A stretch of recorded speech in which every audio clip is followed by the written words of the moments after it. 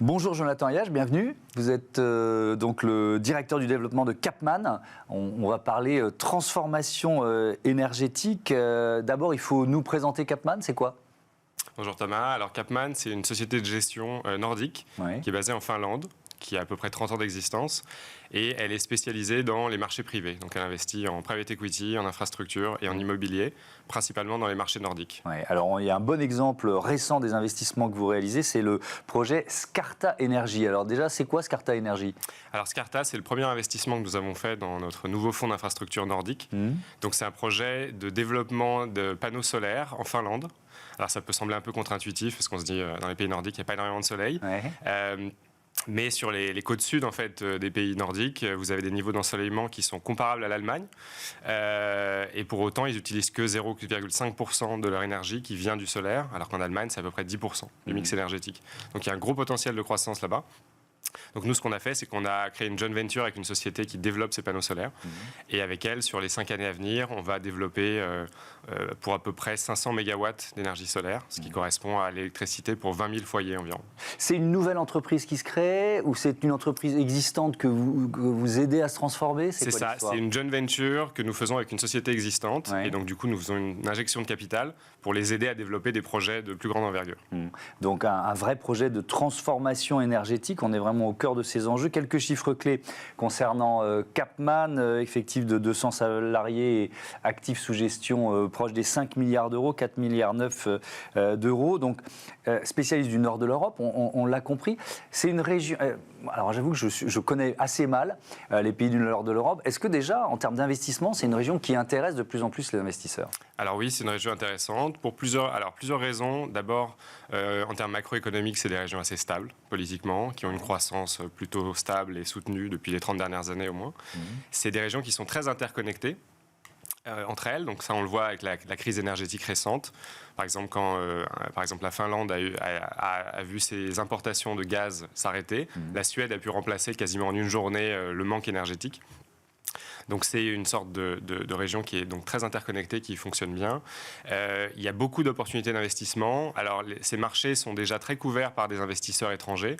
Il y a pas mal de fonds français, par exemple, qui investissent là-bas, mais c'est surtout dans le segment des large cap, donc des grosses entreprises. Dans le segment un petit peu en dessous, c'est plus difficile et donc nous on opère un peu dans ce segment où il a besoin d'avoir des réseaux, de parler la langue, de connaître bien les industries, éventuellement les municipalités qui vont vendre un actif par exemple. Et donc c'est des marchés qui ont pas mal d'attrait. Et ça veut dire, pardon d'interrompre, c'est-à-dire sont des marchés où les ETI, les entreprises intermédiaires jouent un rôle important, un peu comme en Allemagne d'ailleurs, qui est un pays très riche en ETI. Exactement, donc vous avez un tissu d'ETI très important. L'État généralement... par exemple en Norvège, en Suède, encourage énormément l'entrepreneuriat, donc ils financent des secteurs particuliers. Si vous prenez l'exemple de la Norvège, c'est souvent un exemple qu'on cite sur les voitures électriques.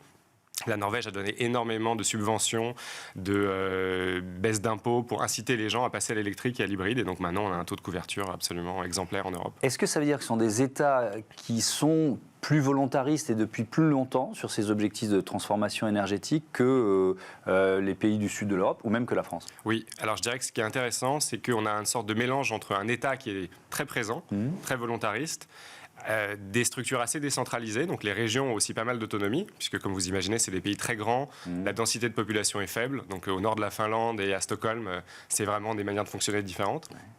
Et en même temps, c'est des pays très libéraux dans le sens où l'initiative entrepreneuriale est très favorisée. Donc vous avez un bon mix des deux. C'est pas facile à trouver, je pense, en général. Est-ce que la crise énergétique qu'on vit depuis là, bientôt un an accélère cette transformation ? Oui, alors ce sont des pays qui ont une bonne indépendance énergétique. Donc, depuis longtemps, la Finlande et la Suède, par exemple, ne dépendent pas du gaz russe. Et c'est vrai que la crise récente les a poussés à continuer à se développer de façon indépendante. Donc par exemple avec les renouvelables, par exemple avec le nucléaire en Finlande. Alors il y a ce projet dont on parle depuis longtemps qui a été retardé et qui va bientôt être mis en service, qui a été construit avec l'aide des Français. Et donc voilà, la Finlande est un des seuls pays d'Europe avec la France qui développe son nucléaire.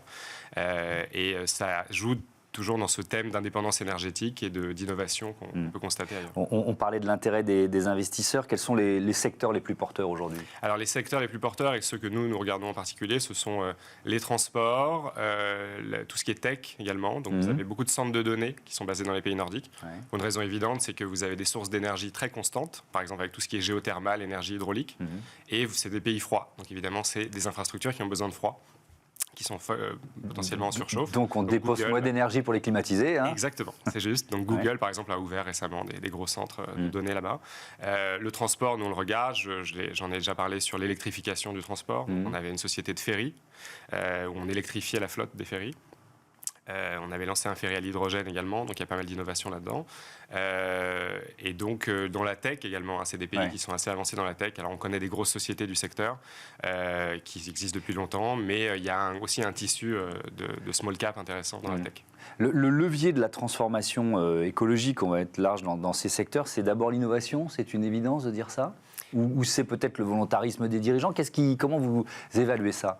Je pense que c'est l'innovation et le fait qu'ils aient été capables de créer des hubs dans certaines villes ou certaines régions qui sont très favorables à l'innovation. Donc par exemple Helsinki, vous prenez Helsinki, c'est une ville où il y a des hubs d'évolution technologique, des écoles d'informatique qui sont extrêmement dynamiques. Et évidemment, l'État apporte des financements pour tout ça. Est-ce que, vous l'avez un tout petit peu évoqué, mais je veux bien qu'on rentre dans le détail, l'intérêt des investisseurs français pour cette partie de l'Europe? Est-ce qu'il est récent? Est-ce qu'il est massif? Comment on peut le caractériser? Alors, disons qu'il s'est accentué avec en fait, le développement des classes d'actifs dans lesquelles nous opérons, c'est-à-dire l'infrastructure par exemple, mais également le private equity. Donc les acteurs français qui ont beaucoup grossi en taille commencent à regarder des cibles dans ces pays-là. Ce sont des marchés qui sont devenus plus ouverts aussi. Et donc du coup, on a pu voir des grosses transactions qui ont été faites, type Suède, Finlande, par des fonds français. Mais c'est vrai que nous sommes une société nordique, donc nous opérons dans le segment un petit peu en dessous. Donc du coup, nous avons un peu cet avantage compétitif d'avoir un petit peu moins de monde qui regarde les secteurs que nous regardons. Est-ce qu'il y a des codes de ces marchés qui sont spécifiques et qu'il faut forcément maîtriser pour y investir? Alors, c'est des marchés qui sont plutôt ouverts et assez bien disposés vis-à-vis des investisseurs étrangers. En revanche, si vous regardez des sociétés, par exemple, familiales ou des sociétés qui sont, on va dire, très locales, par exemple, qui dépendent d'une municipalité, il faut absolument parler la langue. Il faut connaître l'environnement réglementaire, donc c'est quand même un certain nombre de contraintes. Par exemple, nous regardons une société qui fait de la pêche en Norvège. Il faut parler norvégien. Déjà, il faut prendre 2 ferries et un petit avion pour aller les voir dans une île norvégienne. Donc, voilà. On a un avantage quand on est capable de faire ça. Là, d'un seul coup, c'est l'aventure. C'est pour faire quoi? Parce que là, on parle de transformation énergétique, environnementale. Un investissement dans une société de pêche, c'est pour l'accompagner dans quel type de transition et de transformation? Alors, c'est pour, on va dire, améliorer ces processus, les rendre plus écologiques et dans les grandes lignes, on va dire, diminuer la souffrance animale sur tout le processus qui, en fait, dans la pêche, n'est pas forcément un truc qui est regardé de manière prioritaire. Donc, c'est pas mal d'axes. Pardon. Ces enjeux, on va dire, vertueux, ces enjeux d'impact positif, est-ce que c'est un prérequis à vos investissements ou pas forcément? Ou quelle part les entreprises qui cochent ces cases tiennent dans vos investissements aujourd'hui? Alors c'est un prérequis dans le sens où nous regardons toujours un angle qui va nous permettre d'améliorer le profil écologique ou de gouvernance de cette société.